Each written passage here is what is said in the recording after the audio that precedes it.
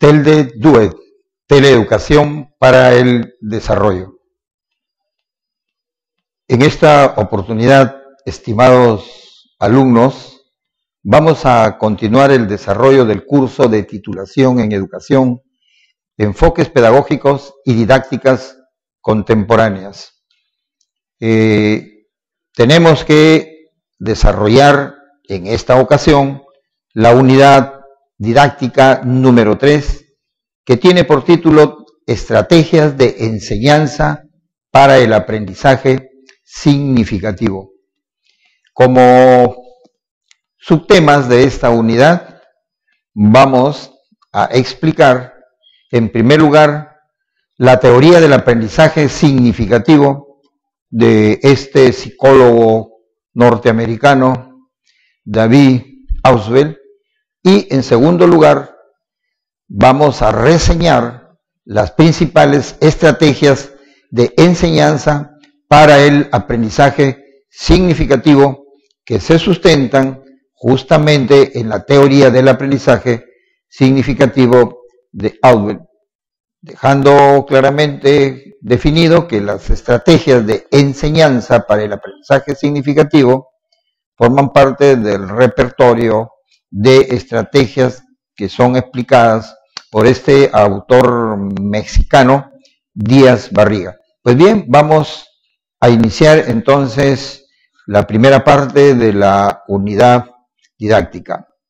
Como ustedes podrán observar a través de la diapositiva que tienen frente a ustedes, en David Paul Ausubel, en un libro que se ha hecho famoso, es denominado Psicología Educativa, elaborado en colaboración con otros personajes también conocidos, entre ellos Novak, que es el autor, el creador de los mapas conceptuales, nos dice realmente lo siguiente, esta expresión, esta frase también que se difunde a través de todos los países en donde las instituciones se dedican a la educación.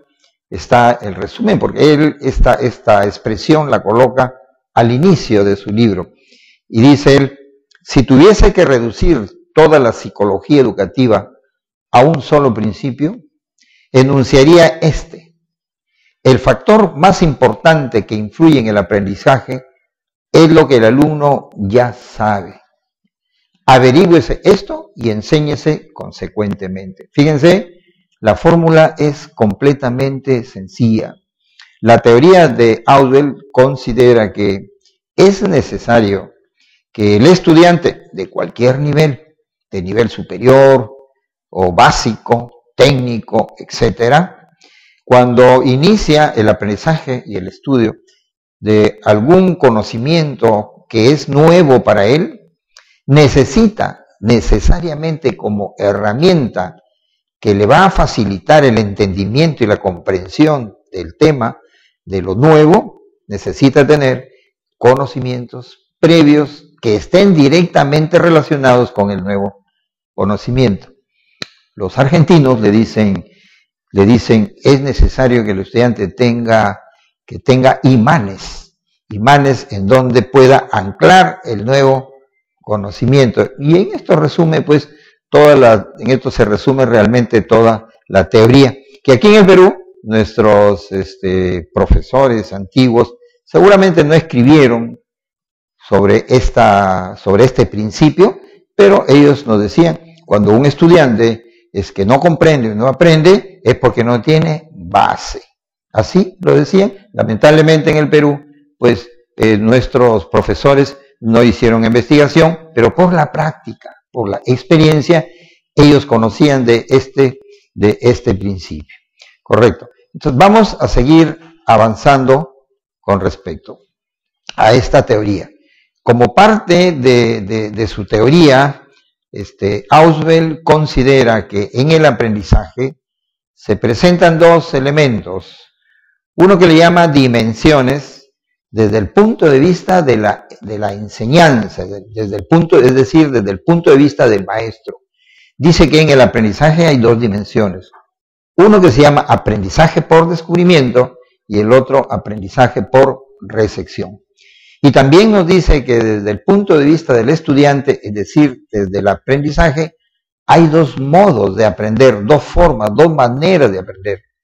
A uno que le llama aprendizaje mecánico y el otro aprendizaje significativo. Pues bien, este esquema es muy importante y hay que conocerlo profundamente para poderlo llevar a la didáctica, que es el tema fundamental de este curso. ¿Por qué? Cuando Miguel de Zuviría, lo hemos visto en las clases anteriores, nos habla de que existen las didácticas contemporáneas, son interesestructurantes, pues ellas se apoyan justamente en la teoría del aprendizaje significativo. Por lo tanto, para poder ser un buen maestro y aplicar estos modelos didácticos directamente en el aula, tenemos que manejar y dominar esta teoría del aprendizaje significativo, sin la cual realmente no podríamos, que le concede al profesor un papel diferente al que le dan los otros enfoques realmente teóricos. Hemos visto que el profesor de un facilitador en esta teoría está pasando a ser un colaborador, de tal manera que en el aula ya el profesor pues no está pintado, que solamente es un mediador o una persona que planifica el proceso de enseñanza-aprendizaje entregando los materiales y simplemente supervisa y asesora. Pues no, de acuerdo a esta teoría, el docente interactúa también a través de sus conocimientos, es decir, hay una dialéctica entre la mente de los estudiantes con la mente del profesor. Este aspecto es muy importante, fíjense, porque todas las didácticas, después de haber experimentado mucho David Ausubel, caerían dentro de estas dimensiones. Es decir, cualquier forma de enseñar o se inclina hacia la categoría de aprendizaje por descubrimiento, es decir, cuando el docente prepara la información incompleta para que el alumno, en base a experiencias, descubre el principio, la ley, la teoría, el axioma, etc. Esto es aprendizaje por descubrimiento. O, de la otra forma, aprendizaje por recepción o por exposición, cuando el maestro expone de una manera magistral la clase y lleva toda la información ya preparada y lista para que el estudiante solamente la digiera mentalmente. Entonces, miren, fíjense, a simple vista podríamos pensar que el aprendizaje por descubrimiento es mejor que el aprendizaje por recepción. David Ausubel nos dice que no es así, que no es verdad, que de lo que se trata es que podemos utilizar nosotros cualquiera de las dos dimensiones, o por descubrimiento o por recepción, pero estas dos tienen que estar al modo de aprendizaje significativo, porque podría suceder que si yo planifico didácticamente una clase con contenidos para que sean descubiertos por los alumnos, pero hago que los aprendan mecánicamente, de memoria, etcétera, entonces no estaría logrando aprendizaje real, productivo, que le permita al alumno crecer y desarrollarse.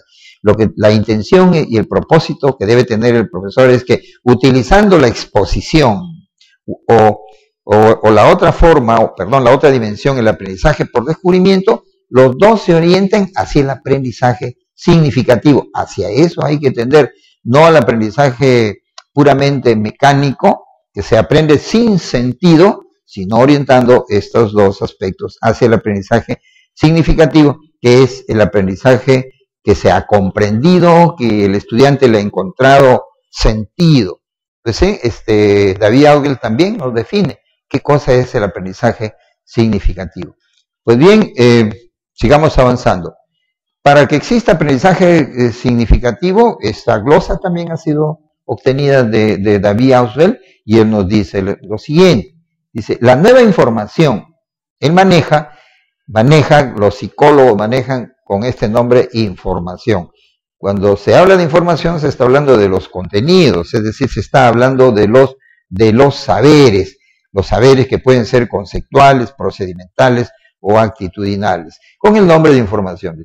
Cuando la nueva información que se va a aprender, dice, debe relacionarse de modo no arbitrario y sustancial con lo que el alumno ya sabe.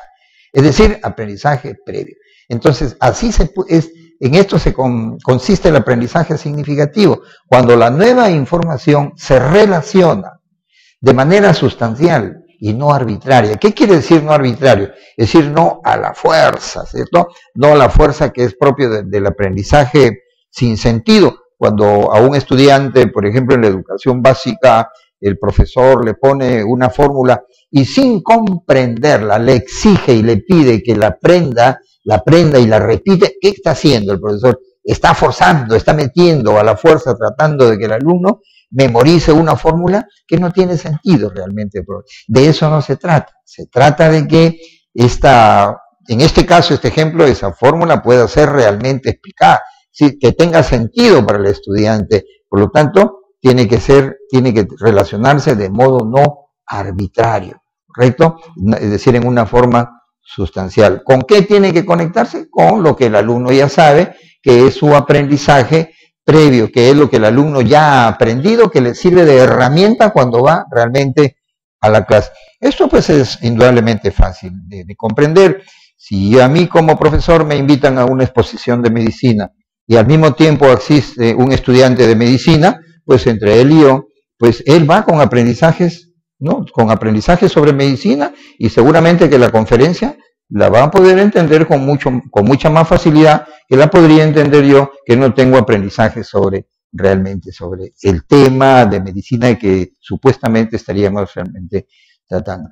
Pero también hay algo importante, no se trata solamente de que exista el conocimiento previo y que la relación sea así, de esa manera sustancial. También hay otro requisito que es sumamente importante, que es la disposición de la persona que va a aprender. Fíjense, y eso es un caso realmente simple, cuando muchas veces nosotros tenemos un compromiso de estudiar y de preparar una tarea o un tema, y nos vamos y nos sentamos, y muchas veces desganados, pensando en otras situaciones que a veces nos agobian o nos atraen o nos distraen. Entonces no hay una predisposición, no hay una disposición, no hay una actitud. Para que exista ese aprender, tiene que darse esa condición.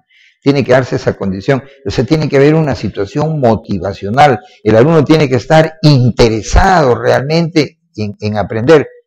Esto lo vemos nosotros en la vida diaria, cuando un buen estudiante se sienta y dice simplemente, vengo a la clase solamente por estar presente, porque la norma me exige que yo venga, estoy sentado pero no le presto interés al profesor. El profesor termina la clase y se va y no aprendió nada, pues no quiso aprender. Entonces, esta disposición tiene que darse, este estado de motivación, de que ahí tenemos que estar interesados.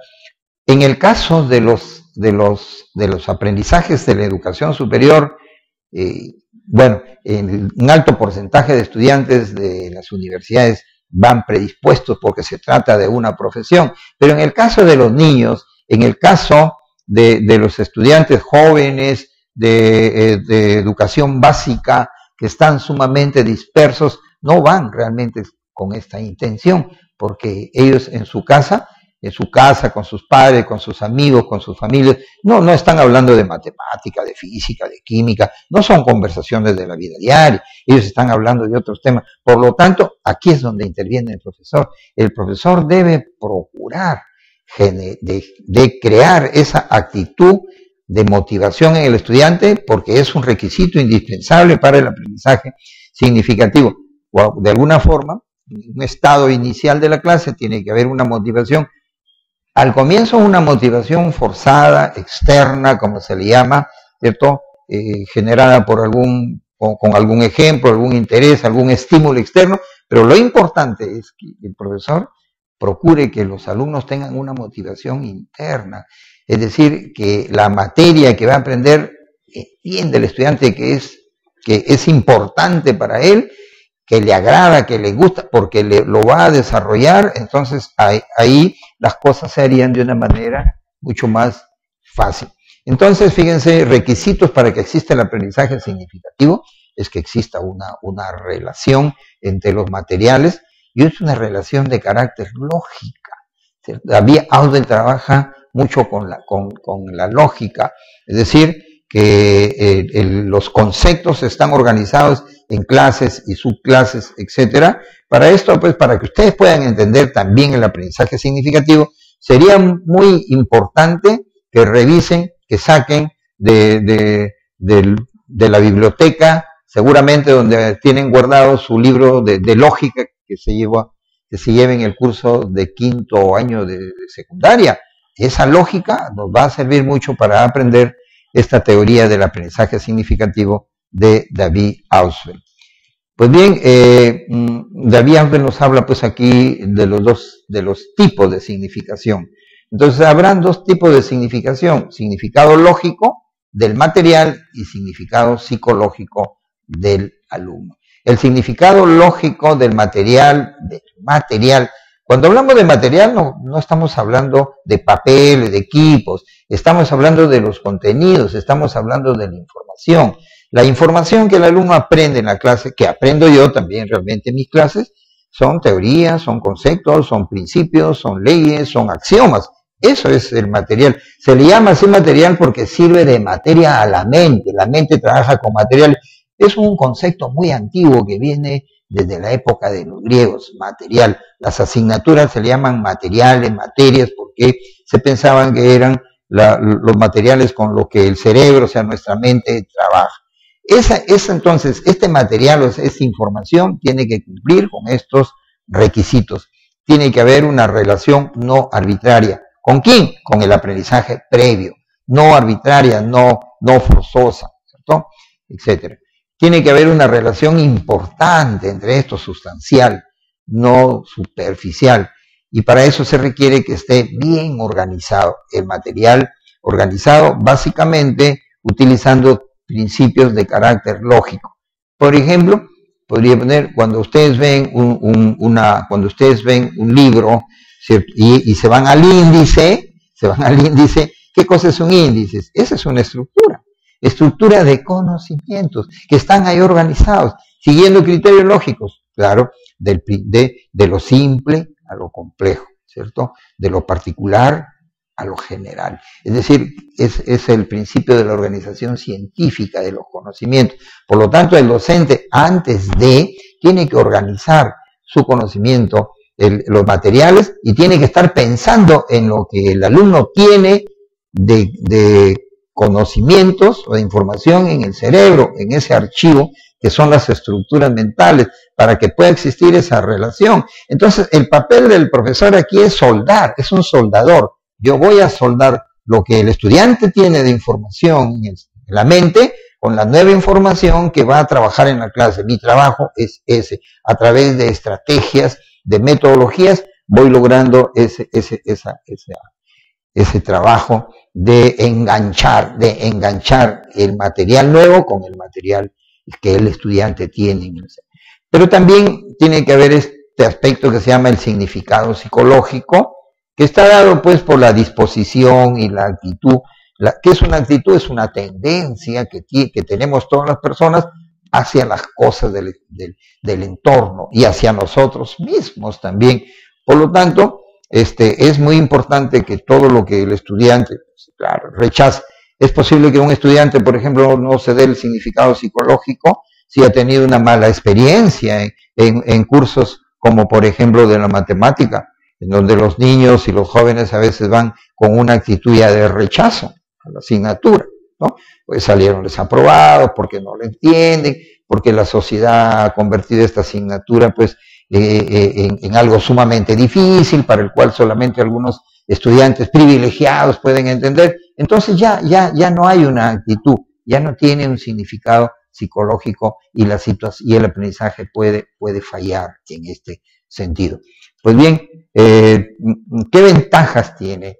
Se han hecho estudios sobre la aplicación de las diversas teorías del aprendizaje, algunas de ellas que ya hemos revisado, y se descubre que si aplicamos didácticas con la teoría del aprendizaje significativo, vamos a obtener beneficios muy importantes para el estudiante, ¿cierto? En primer lugar, la relación es más duradera. Es decir, se ha probado que lo que se aprende mediante esta teoría queda guardado en la memoria de largo plazo con más tiempo, es más permanente, más duradero, y el estudiante lo puede recuperar inmediatamente y ser utilizado para aprendizajes superiores en relación a las otras teorías. Le permite crecer en su estructura de conocimientos que le sirve de base para seguir madurando, desarrollándose y obtener y adquirir y aprender conocimientos mucho más complejos, ¿cierto? Además, es una de las características es que requiere mucha actividad. La mente es un órgano sumamente activo, es un procesador de la información, no es pasiva, requiere que el docente organice bien los materiales y muchas experiencias de aprendizaje, es decir, le da prioridad, mucho peso a este principio del aprender haciendo, y al mismo tiempo desarrolla mucho la autoestimulación. Estas ventajas que las estoy refiriendo muy rápidamente en la conferencia que se nos viene, las vamos a desarrollar más ampliamente. Bien, la segunda parte es importante, es muy importante. Podemos manejar muchas teorías, ¿cierto?, del aprendizaje, podemos manejar muchas teorías de la enseñanza, podemos tener una formación extraordinaria en las mejores universidades y dominamos y entendemos, pero aquí se trata, a través de este curso, que no solamente se domine la teoría, sino también que se sepa aplicar en la realidad con el estudiante. Y en este aspecto las didácticas juegan un papel importante. Las didácticas es la herramienta de la pedagogía para hacer realidad realmente la teoría. Cada enfoque pedagógico, como lo hemos visto en las clases anteriores, tiene su propia didáctica. Pero en estos momentos modernos se habla, ya no se está hablando de métodos, a pesar de que realmente los métodos pedagógicos, los métodos didácticos, los métodos de enseñanza, aprendizaje existen y tenemos, y hay cerca de 300 o 400 métodos, pero el concepto que se viene manejando desde hace muchos años es el de estrategias, que no solo pertenece a la educación, sino pertenece a otros ámbitos de la vida humana, y que al contrario, más bien la educación ha recogido este concepto de estrategias y lo ha introducido dentro de la práctica pedagógica. De manera general se le conoce como estrategias pedagógicas, entendidas estas como un conjunto de formas de actuar, de procedimientos racionales, que nos permiten lograr el aprendizaje con eficiencia y eficacia. Las estrategias pedagógicas, según Sánchez Barriga, pueden ser clasificadas en estrategias de enseñanza cuando éstas son utilizadas por el profesor en la conducción, en la dirección del aprendizaje. Y se llaman estrategias de aprendizaje cuando estas formas las utiliza el estudiante. Las estrategias de aprendizaje las enseñan los maestros de una manera transversal en los niveles de inicial, de primaria. Y está desarrollándose, fíjense, toda una rama de la didáctica que se llama del aprendizaje, que se llama aprendizaje estratégico. El aprendizaje estratégico es aquel que el estudiante logra mediante su autoformación utilizando algunas estrategias, porque se sostiene que la época que nosotros vivimos, el conocimiento crece en formas astronómicas, en dimensiones extraordinarias, día a día, son miles de conocimientos que se renuevan, y hay una estadística que no quisiera yo traerla para no al caso, para no hacer más complejo la situación, pero que ustedes saben. Entonces el estudiante ya no le basta estar solamente 3 horas en la institución educativa y el de superior por horas. El estudiante, el ser humano, como estudiante tiene que aprender solo, y para aprender solo necesita estrategias. Y las estrategias de aprendizaje no son sino algunas técnicas ¿no es cierto? Un estudiante tiene que saber, por ejemplo, explorar un libro, una información. Un estudiante tiene que saber un libro, cómo saber si este libro es interesante, importante, tiene que manipularlo, manejarlo, que sea qué parte. Esa es una estrategia realmente de aprendizaje. Un estudiante tiene que ir a una conferencia, una charla, tiene que saber cómo resumir información, cómo tomar información. Es decir, si le falta una información, tiene que saber en qué fuente la puede encontrar. Es decir, esas son las técnicas que forman parte de la estrategia de aprendizaje que las enseñan los profesores. Las estrategias de enseñanza no las enseñan los profesores, sino que forman parte de su trabajo en el aula a través de los diferentes momentos que tiene una clase, desde el momento inicial hasta el momento de salida. Ahí va utilizando las estrategias. Hay muchas, pero hay algunas que han sido probadas con esta teoría que se llaman estrategias de enseñanza para el aprendizaje significativo. No son todas. Estas, según los autores que han desarrollado y que han aplicado estas estrategias, consideran que son muy eficientes. En este momento nosotros no las vamos a desarrollar todas, solamente vamos a hacer una síntesis de ellas, porque ya en la conferencia necesitamos por lo menos 4 horas para ir desarrollando, para desarrollarlas e ir dando ejemplos, definiéndolas y conversar y discutir sobre las ventajas que tiene cada una de ellas. Por el momento solamente las vamos a presentar a través de unos cuadros. En estos cuadros vamos a presentar dos, el que tienen al frente y el que va realmente a venir después. Estos cuadros se están presentando dos criterios para clasificar las estrategias de enseñanza, ¿correcto? Este cuadro nos muestra la clasificación de las estrategias de enseñanza por el momento de uso, es decir, en qué momento de la clase debo usar yo este tipo de estrategia. Las clases tienen tres momentos clásicos, ¿no? Un momento inicial, introductorio, un segundo momento que se llama de proceso, que es el más largo, y el de salida. El de inicial, pues, es la parte introductoria, demorará en promedio unos 10 minutos, el más largo es el del proceso, donde se llevan a cabo los estudios básicos, y la salida, que es la verificación de los aprendizajes. Sin embargo, estos tres momentos tienen submomentos. Aquí no nos estamos refiriendo a los submomentos, ¿cierto? La generación del conflicto cognitivo, la recuperación de los aprendizajes previos, la extensión, la aplicación, etc. Aquí nos estamos refiriendo a los momentos, a los momentos grandes, el momento, el inicial, el de proceso y el de salida. ¿En qué momento usamos estas estrategias? Las estrategias que se utilizan en la fase inicial, autor las llama estrategias preinstruccionales. Las estrategias que son usadas durante el proceso las llama estrategias coinstruccionales. Y las estrategias que se utilizan al final de la sesión de aprendizaje, ¿no?, le llama estrategias postinstruccionales. Dentro de estas estrategias hay algunas que las puedo usar tanto en el primer momento, con carácter preinstruccional, coinstruccional y postinstruccional, pero hay unas que solamente pueden ser utilizadas en algún momento. ¿Cuáles son?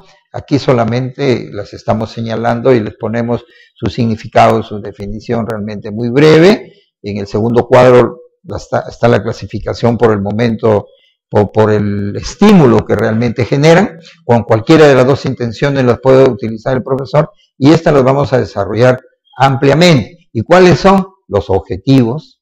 En primer lugar, los objetivos, que no caigamos aquí en una confusión.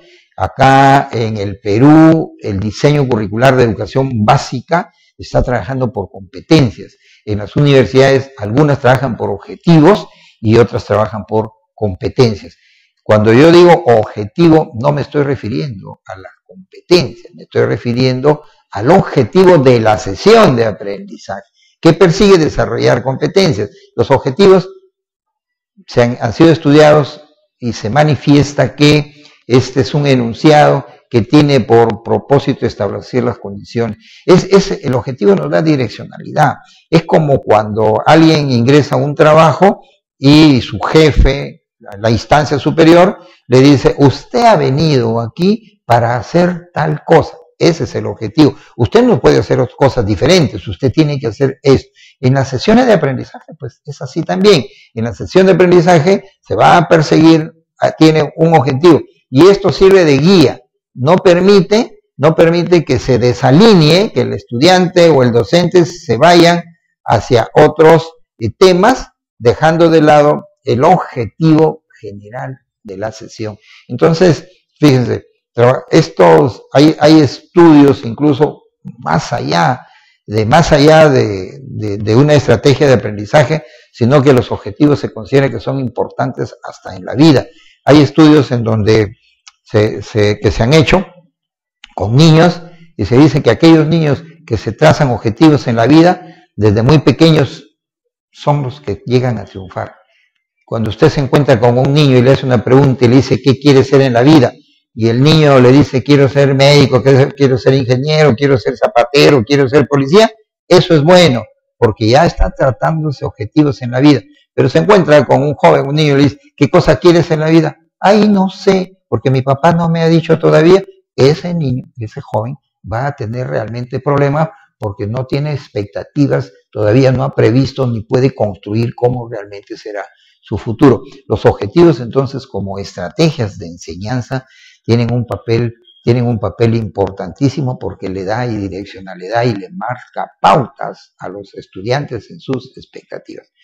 El resumen, que todos sabemos que es una síntesis, una abstracción de los temas desarrollados, es una estrategia postinstruccional, ¿no? Cuando algún docente en su clase termina la clase, necesita hacer una verificación o la puede hacer a través del estudiante o la hace el profesor. Como estas son de enseñanza, el docente al finalizar la clase sintetiza y permite que los estudiantes fijen en la mente lo básico, porque cuando se está trabajando un tema, mucha información no es muy relevante, y la información relevante a veces es poquísima, y el resto son adornos. Cuando uno lee pues un libro, subraya 3 o 4 conceptos que son claves o básicos. Cuando a uno le piden que elabore una tesis, en el astra le dice, ponga usted las palabras claves. Fíjense, en entregar a ustedes una tesis de 400 páginas y ponen 4 palabras claves. Y esas son las palabras que le resumen realmente todo el aspecto teórico. Otra estrategia, disculpen ustedes, es el organizador previo. Esto es nuevo. Este organizador previo es una creación, es un aspecto nuevo que se da, que el profesor tiene que construirlo cuando el estudiante en su sesión de aprendizaje no tiene aprendizaje previo.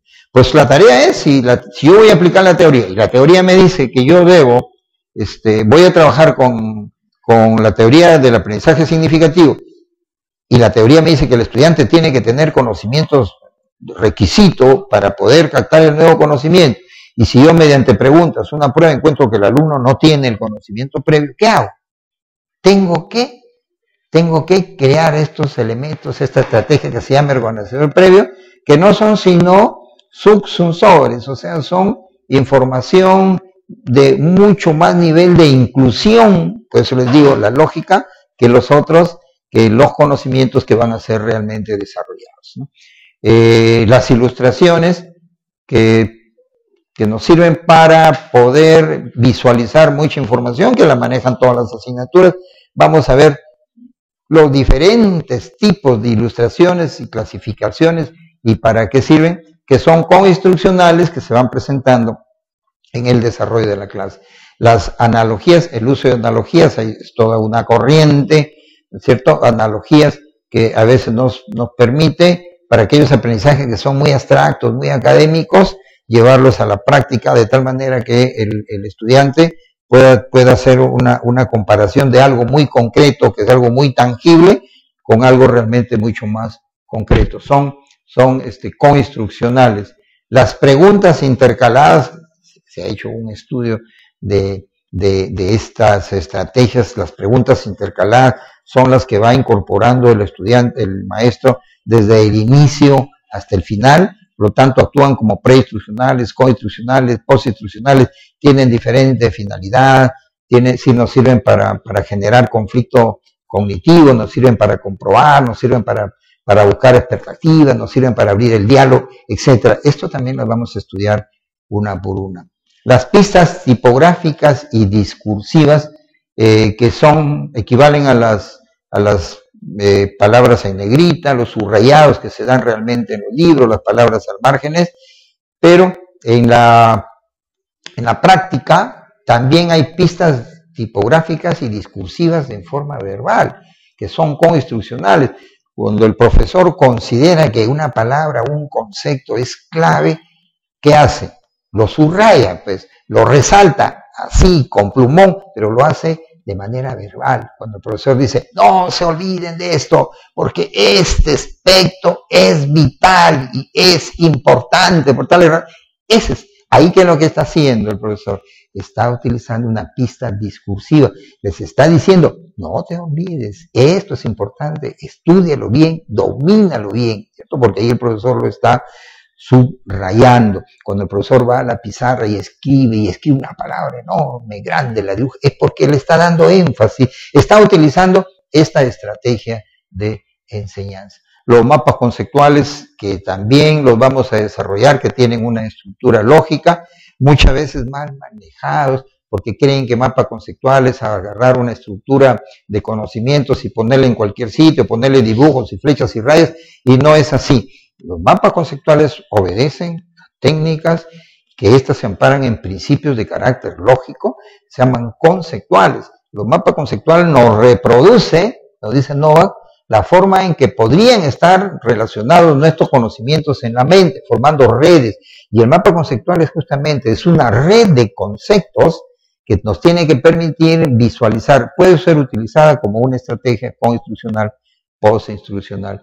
Y el uso de estructuras textuales, que básicamente son estrategias escritas, que las vamos a trabajar no en esta sesión de aprendizaje, sino en la siguiente, por la amplitud realmente que tiene. Y a continuación, estas mismas estrategias, pero desde otro punto de vista. Las estrategias de enseñanza que ustedes las tienen en la columna del lado izquierdo de su mano derecha, mirándole de frente, y en la columna de la izquierda está el proceso cognitivo elicitado. Elicitado quiere decir estimular.